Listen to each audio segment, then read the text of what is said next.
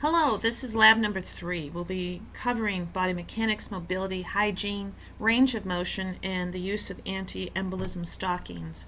The lab prep, as you will be used to as we get going here, there's a handout, a paper handout if you want, that's in Blackboard, that has everything as far as objectives, readings, videos, and that sort of thing on what you need to do for preparation of this lab. There are quizzes that you need to complete also prior to coming to the lab. There is a PowerPoint posted of this presentation, and that is yours if you choose to print out. This presentation, of course, is in the YouTube. Universal steps for all procedures. As we are starting our procedures and working with patients, I want you to take a look at the back of the Volume 2 of Wilkinson and Treese, and there are universal steps for all procedures. This is what you really need to incorporate into your practice, your nursing practice. And I'd like you to read through these and try, as far as commit to memory, I'd rather see it work like it's part of your practice on what you do before procedures, during, how to prepare the patient, what kind of teaching you need to do, and what do you need to do after procedures. So if you take and think of this and then apply it to everything that you do as far as procedures with patients. Learning outcomes, straightforward, same that's on your handout. We're going to spend a little time on body mechanics. I think it's very important for you as a caregiver to take care of yourself. There's an awful lot of back injuries in this business, and we'd like to keep yours to a minimum. And the skills that we'll be looking at are occupied beds, hygiene, partial BAS perinatal care, turning and transport patient, use of assisted devices such as wheelchairs, and if a patient becomes weak and you're ambulating them, what do you do? We'll be doing range of motion exercises, and finally applying anti-embolism stockings. Nursing's all about ergonomics, and this is a quote that I ran across that I think is really apropos for what you are about to do. And this quote is, "The adult human form is an awkward burden to lift or carry, weighing sometimes 200 pounds or more. It has no handles. It is not rigid. It's susceptible to severe damage if mishandled or dropped." So if you put human in there, you can see your business is going to be working with human bodies, and we do not have handles. We are not rigid, and we can have severe damage. So the idea is that how do we deal with this? How do we move this patient? How do we do everything safely for us and them? Proper body mechanics ensures that you and the patient stay safe, and you are part of this equation. It's not all about the patient, it's also about you. We need to keep your stress and strain down in your body and conserve your energy, because as you start working full shifts, eventually you will be turning, moving, lifting, all shift long. And how do we conserve your energy and keep you safe? Components of body mechanics are proper alignment, balance, coordination, and joint mobility, and you need to use all those factors as far as when you consider body mechanics. Things to remember: keep your feet wide apart. It gives you a base, more of a solid base to work with.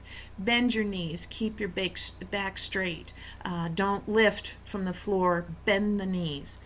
Keep an object or weight close to you, and keep your feet, interestingly, keep your feet in the direction of the weight. So as you're moving a patient, say from a bed to a chair or whatever, your feet actually go with the patient, so you're not twisting your back with that movement.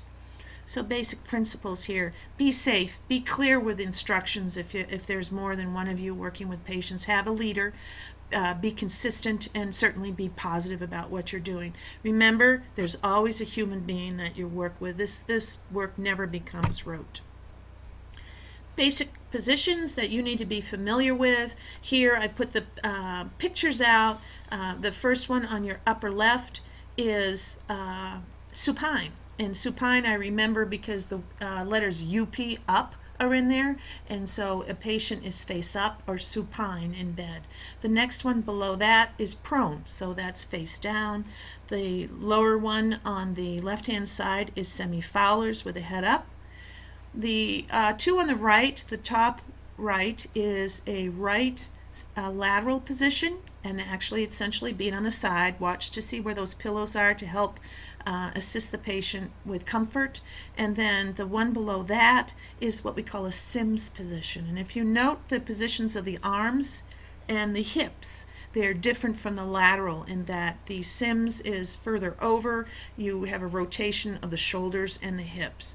The Sims position is used for enemas, digital exams, and that sort of thing.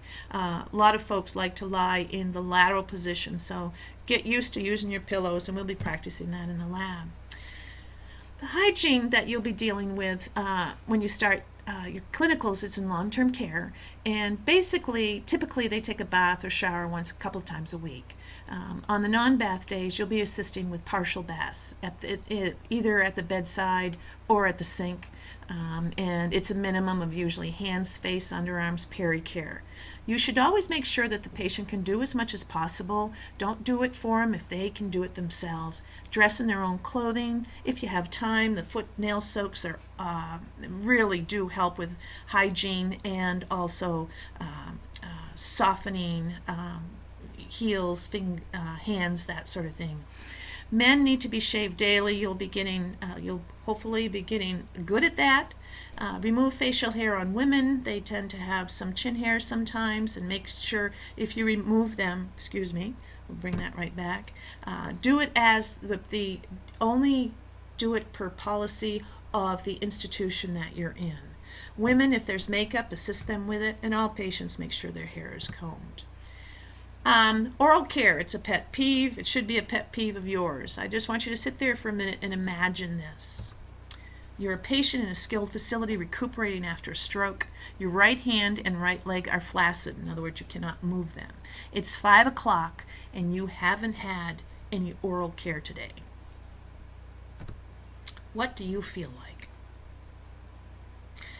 That's what I hope that your patients will not be ever at that point. If you imagine yourself, if you are in bed and you need to have assistance with hygiene, please make sure that their oral care is taken care of. It's one of the worst things to not have a clean mouth, clean teeth, and that sort of thing. So always put yourself in their shoes. Don't make light of it at all. Some have, as far as oral care is concerned, have them do as much as they can. If they happen to be semi-comatose, make sure they're lying on their side so they don't have any issues with swallowing or gagging. Wear gloves because you'll be working with body fluids. And take a look at what's going on down here. What's wrong with that picture? Hopefully you'll see that they're brushing the dentures in a sink without anything in it. If you drop those dentures, they would break. So when you do dentures, make sure you might put a washcloth in the sink so if they slip, you're safe. Dentures are very expensive and they are not covered by Medicare. Perineal care should be another pet peeve of yours. And this is what I say to students. Get used to it, get over it, and get on with it. Perineal care is something that needs to be done.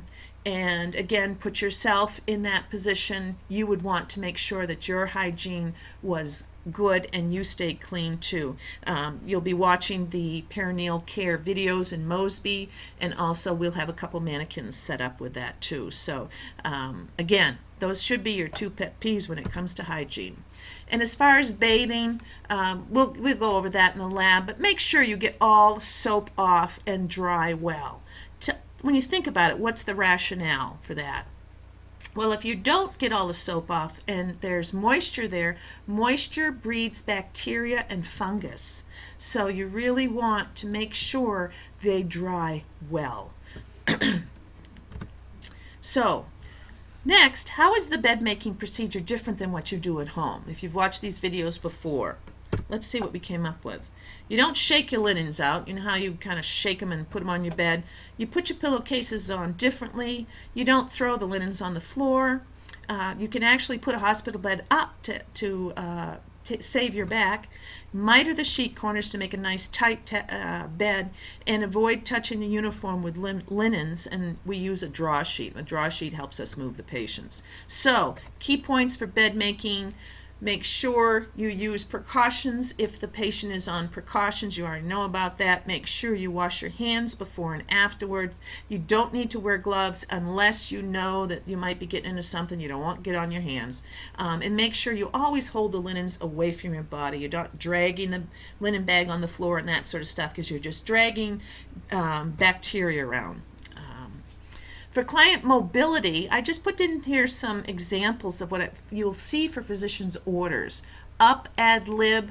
Ad lib is Latin, and it just means that they can get up as they want. Up and down, there's no restrictions. Out of bed to chair, ambulate 4 times a day, bed rest. You really need to look at the orders and say, what is it that I need to do with this patient as far as mobility concerned? Do I need to turn them every 2 hours because they're bed bound and I want to prevent bed decubiti, and pressure sores, or do I need to ambulate them with a walker or another assisted device?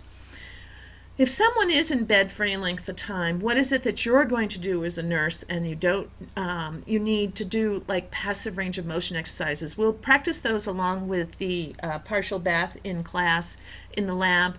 You'll also want to position your patients for proper lung expansion. Maybe you need to get them up into semi-Fowler's position and get their head up. You can have blood pressure issues when you stand up quickly if you've been laying in bed for a while. So you're going to learn how to have the patient sit on the side of the bed before getting up. And also how to turn the patient properly to prevent pressure on the skin. What you see in front of you now are mechanical lifts. These are pictures. We don't have one in the lab, but you'll certainly be using these in your facilities. You will never, ever, ever use a lift alone, and you certainly, as a student, wouldn't use a lift without your instructor there. You would need to make sure that they're follow the policy and the protocols of the institution. You can see that there's all different kinds of lifts.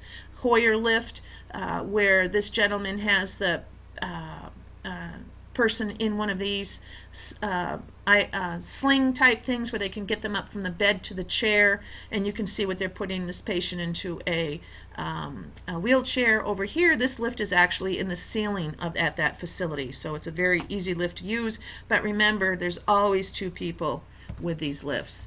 And at this point, it's the end of the presentation. If you have any questions, please post them to me or email me. We can certainly verify and clarify everything that you know, any questions that you have in lab. Thank you very much.